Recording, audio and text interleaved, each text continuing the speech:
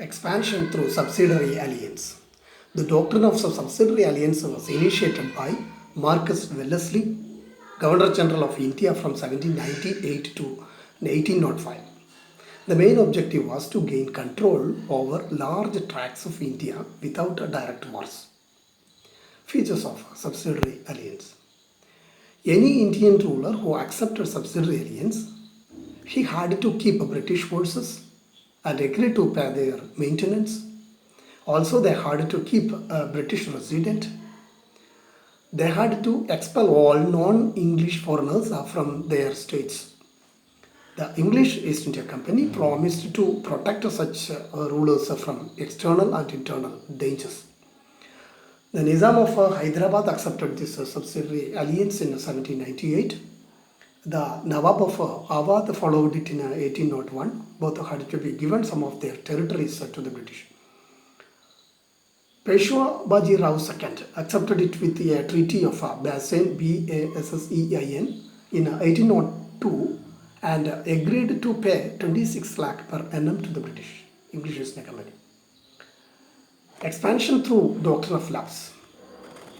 It was a policy of annexation started by Lord Dalhousie, the Governor General of India between 1848 and 1856.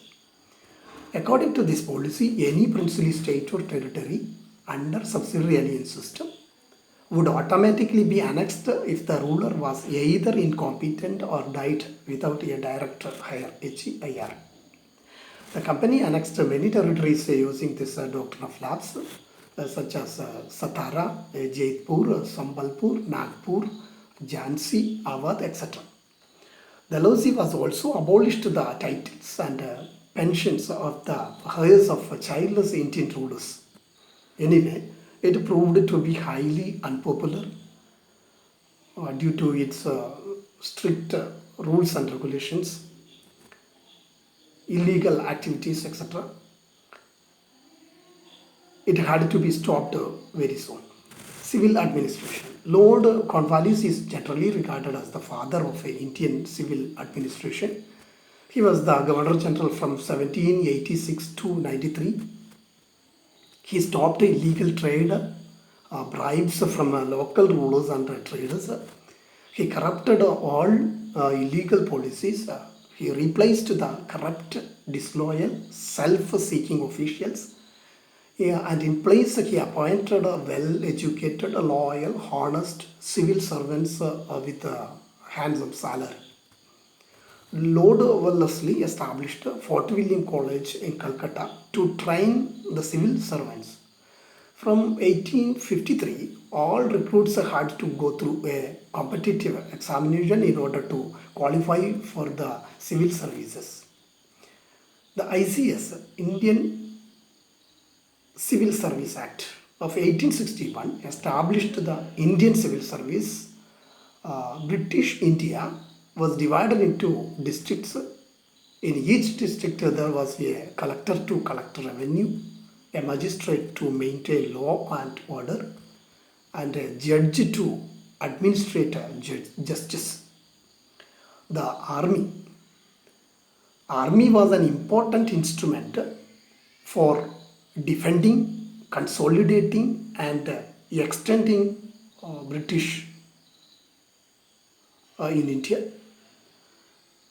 It was thoroughly trained, loyal and disciplined.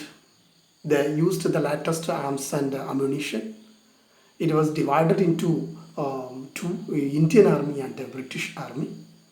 The officers and the highest post given to British Army only, while the Indians mostly got the soldiers only. The highest post given to Indians up to Subedar.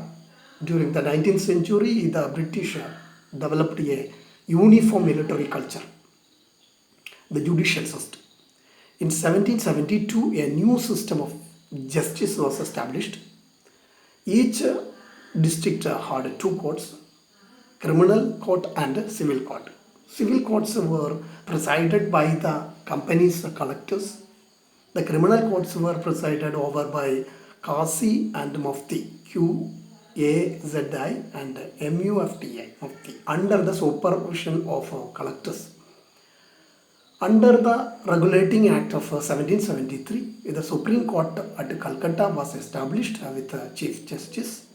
In 1793, the famous Cornwallis Code was compiled for the guidance of the officers of the new judicial service.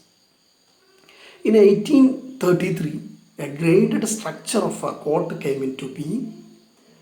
In 1865, high courts were established at Calcutta, Madras, and Mumbai. The principle of rule of law was the codification of laws to establish judicial equality in the laws applied to both the rulers and the ruled. It was free from the influence of both the political and civil administration. This is the end of this chapter. You just go through all the exercises and read the chapter. Thank you.